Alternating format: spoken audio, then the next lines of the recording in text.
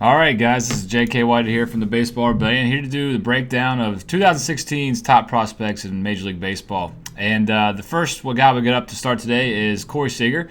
And as we know, Corey has an older brother who's already in the big leagues and is already a really good player, and he is hot on the tails of him. And we're excited to see him as a player. He's a North Carolina boy. And that's one thing that's really excited for us since we are based out of North Carolina. But he's got a good swing for the most part. These guys don't get to this level without doing some things right.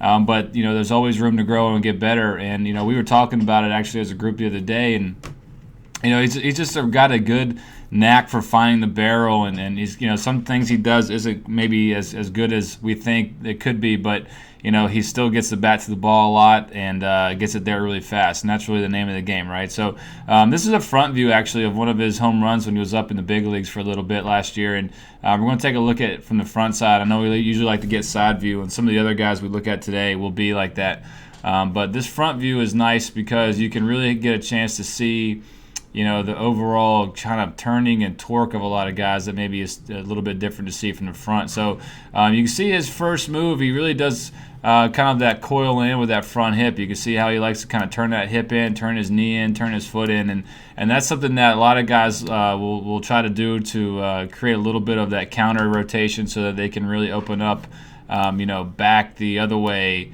really aggressively, which is good. We want to feel like we're turning our stomach open really fast. So for him, as a lefty, he's going to really try to rotate his pelvis back this way. He's going to turn his belt loops really, really fast. So we're going to see as he lands, and one of the things that is a flaw in our opinion is that front foot landing close, because we know that when you talk about pitchers and throwers and things like that you're going to want that front foot to open so that the hips can clear and ultimately the shoulders, and there's a way less of an injury risk with that front knee and that front hip and the front ankle right down here. So we're gonna want to see guys open that front foot because we know that's where it wants to go. That's the safest place for it to go, and we don't lose any power that way either. So why not go ahead and land there already? Guys like Bautista does that really well. We know how we like to watch Bautista here at the Baseball Rebellion. So that would be my biggest knock on him as far as the swing goes. Again, there's some other things he does kind of wacky, but when it comes to injury stuff, we got to take that, the most important as one of the most important things. And it might not be, one swing here, one swing there. It's the culmination of all the swings that he's going to take over his career, and maybe one day he's in the outfield or in the infield or running the bases, or something's going to happen where he's running and maybe his hip starts to hurt, and it wasn't because of that one time he was running and slid or something. It will be because of the wear and tear over time to that front side. So we'll see what happens. We don't want it to happen to him, of course, but we do know that there is some injury risk involved with landing close on that front side a lot. You can see as he starts to turn, as his front foot enters the ground, you can see him already bracing on that front side, and look how open he gets at the contact point. We'll just go ahead and get there. And you can really see the openness. So, a lot of coaches are going to say, don't fly open, don't open your shoulders, don't let your hips fly open, crazy things like that. That's just not true. You can see him at the contact position here, really, really wide open.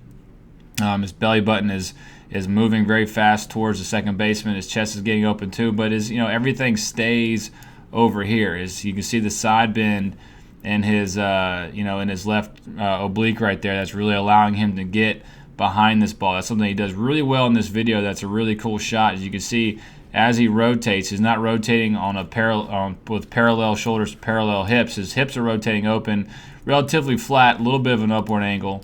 Okay, so a little bit of this kind of angle here, but you can see how different his shoulders are compared to his hips, and that's because he's side bending a lot. Talk about that a lot in person. When he gets that good side bend, it's allowing him to get his barrel in front of the catcher's mitt. I don't know if there's a better shot of a barrel, the barrel of the bat in front of the catcher's mitt, in between that and the ball.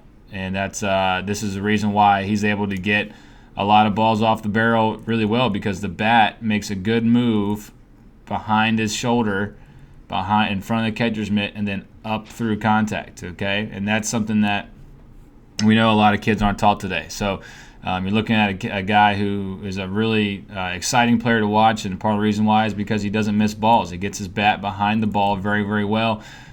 which is why I think he's really on top of this list. You're going to see a couple other guys today that don't do this as well, and I think that this is why he has a huge advantage at the big league level, especially right now, because he's able to get his barrel behind the ball so easily right there that some guys don't because their chest is forward a lot, where you see Seager really side bend well and have this nice backward angle leaning kind of towards the catcher, towards the umpire. That helps him get behind and up through this ball.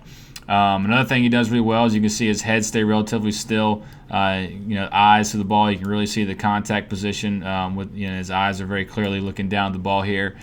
He also does a good job of syncing everything together. So by the time he gets his front foot down, you can watch here goes his hips, here comes his shoulders, and then here comes the bat in that order. Okay, and in that order, that's what we want to see. You want to see the hips go. After that, the shoulders will catch. Right, and then here comes the bat, obviously back behind the shoulder and in behind the ball. So a lot of things that miss that maybe if you're new to us here at the Baseball Rebellion, not dropping the back shoulder. Obviously, his back shoulder is super low and his front shoulder is super high. He's got the side bend in his left oblique. That's going to help him get that shoulder position.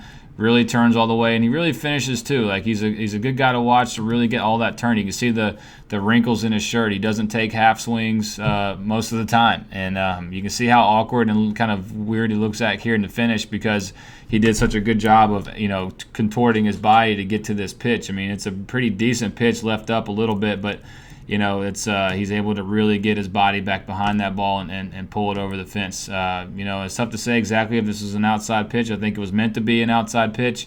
The pitcher missed his location, and that's why he's a big.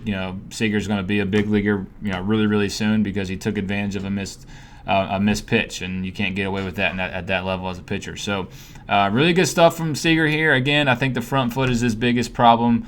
I hope that he can at least learn to let that thing open up a little bit more so he can take a little bit of stress off of his ankle joints, off of his hip, and off of his knee joint a little bit there. Again, it's just not a very safe thing to do. You can see how his front foot, if we pay attention down here at the bottom, how his front foot wants to rotate out. You can see how it wants to do it, spinning on that heel. So he's still using his heel, which is really good. But if we can go ahead and land here, if we can go ahead and let that foot open with the turn of the hips, then we're going to put ourselves in a position where we don't have to grind on this knee so much. So excited about this, to see what this guy has in store for us this year. I think he'll be up in the show really quickly, and hope nothing but the best for the fellow North Carolina boy.